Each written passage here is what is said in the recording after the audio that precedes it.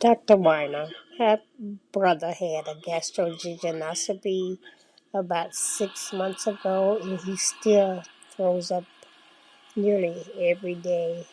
He can only take a couple spoons of food. He's lost 50 pounds, and I want to know, is there any way to stop the throwing up? And he also had strictures, esophageal strictures after the water blockage. So, what do you think I can do to help him to gain his weight back and to stop throwing up every time he eats? Thank you.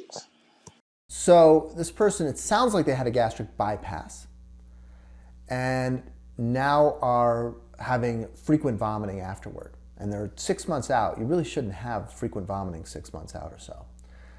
So there's a couple of different reasons why this happens. And without knowing all of the details, I really can't comment in a very accurate or really medically useful fashion. But I think there's some things here that anyone who's had the surgery or is considering the surgery should know.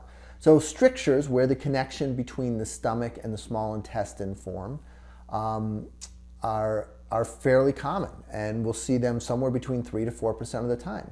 In general, they're very treatable problems.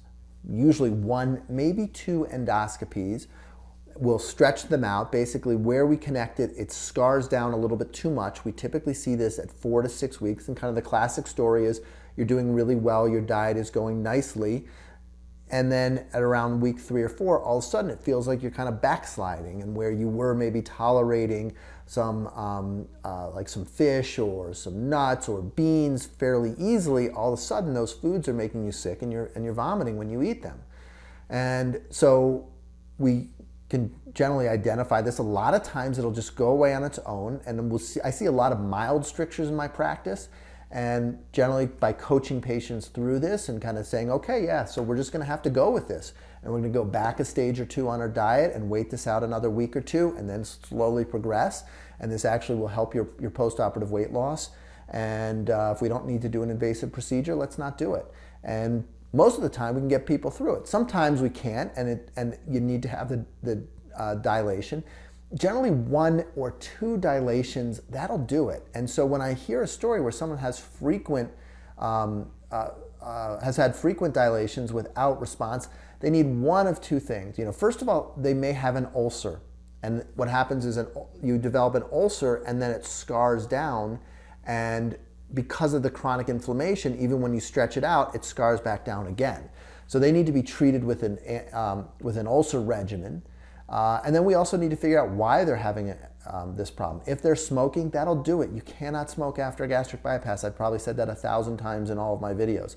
But you get something like this if you're smoking. So if this person is smoking, they must stop immediately, and then they must be patient, because once you stop smoking, it takes 3 to 6 months to really have everything go back to the state that it should be if you weren't smoking. That's the first thing. The second thing is you have to avoid all NSAID medications like Advil, Aleve, ibuprofen, Mobic, things like this that can also cause ulcers. And then if we don't really have much of an ulcer and we don't have anything that could be causing this, then what I've done in the few circumstances when I've seen this is I basically will dilate patients twice a week for about 3 or 4 weeks, and generally we're able to get them through it with a high frequency dilatation. It sucks for everybody involved, don't get me wrong, and this is not something that I go through with I don't go through this once a year. I probably have a patient with a problem like this every 2 or 3 years. But if we do really stay on top and do very frequent dilatations, then we can get these things to heal. So I think what it sounds like is this person needs a thorough evaluation. We need to figure out what's going on with them and come up with a reasonable treatment plan, because this is a problem that can be solved.